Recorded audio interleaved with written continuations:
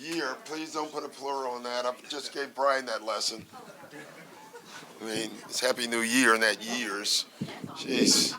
You would think a guy that had the command of the words that he does would know that, but he didn't. Kevin, you look angry as usual. What's up with you today, huh? Can we get a smile? Okay, thank you. That's better. Got him to smile. You're in a really chipper, good mood today, aren't you? Yeah, New Year. Yeah. Resolutions? No, none that I'll share. But yeah, I have some personal ones for sure. We are still all mourning the death of David Stern, and I know he had a very personal, and you had a personal relationship with him, didn't you? Yeah, I did. I've known him for obviously a very long time. Through my uncle Jim Brewer, who played in the NBA long before me. I got to meet the commissioner. Then all the way through, being a player, being a coach. David Stern was my first call when I was fired as a coach. The funny story, I actually had never been fired. So I thought that, I get home and David Stern's on the phone. And I'm thinking, wow, this is a cool thing. When you get fired, the commissioner calls. But what he was calling me to tell me was that tomorrow ABC was going to offer me the job and I better take it to work with Al Michaels. And so, he was just a neat man. He was the sheriff, as I said earlier, with love. I mean, he came in, and people don't remember this league when he came. This was a tough league. This was a drug-infested,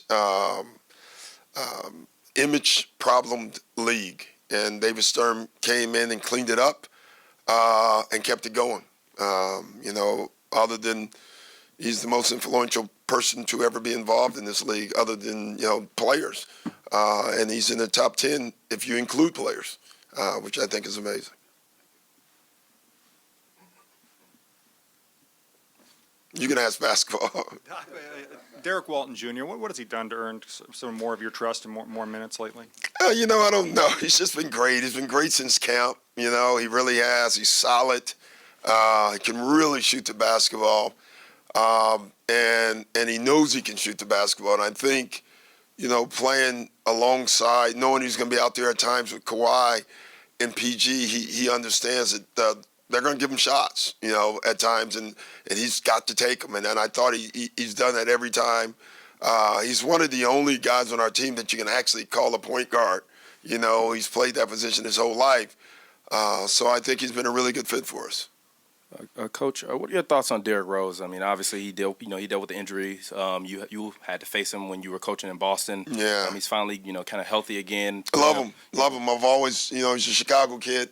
Obviously, I have a special place for all of them. Tough as nails. I got to know him a lot better through Tibbs.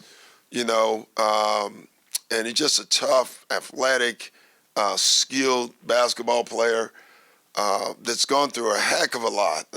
And now he's back playing to get good again. And it's just amazing what he's gone through, and he just keeps coming back. So I'm a big fan. Hey, Doc, how close is Pat? I think really close. I don't know, maybe in the next couple games, I think he'll be back. So it'd be good to get him back.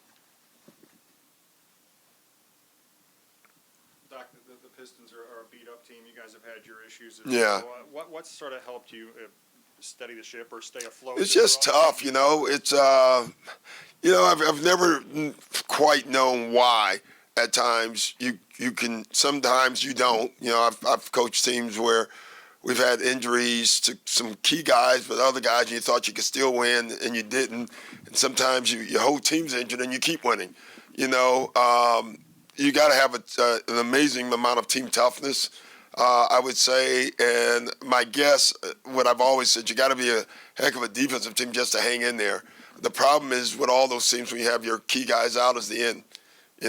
This last 6 minutes, it's amazing how many games I watch where teams are in it, and then the last 6 minutes, they don't have their guys, and they can't close. So, we've been fortunate that we've had a lot of guys that have made big shots down the stretch.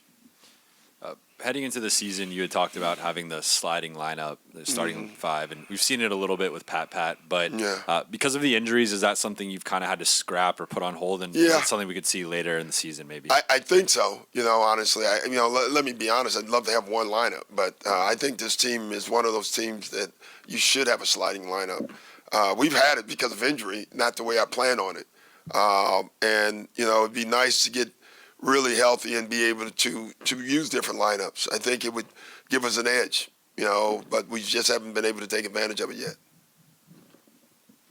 Does this stretch with some home games and some days off, how big is that for you guys as far as kind of continuing to grow? Well, it's great. I mean, it was funny. It's just one of those seasons. So as far as that go, we had 2 days off the other day, but the whole team was sick, so we gave them both off. And I'm hoping this stretch coming up. We have after these 3 games, I think we have 4 days off. So we'll go 2 of the 4, and I'm just hoping in those 2 we have the whole team. That would be terrific because we do need practice. We need time on the floor.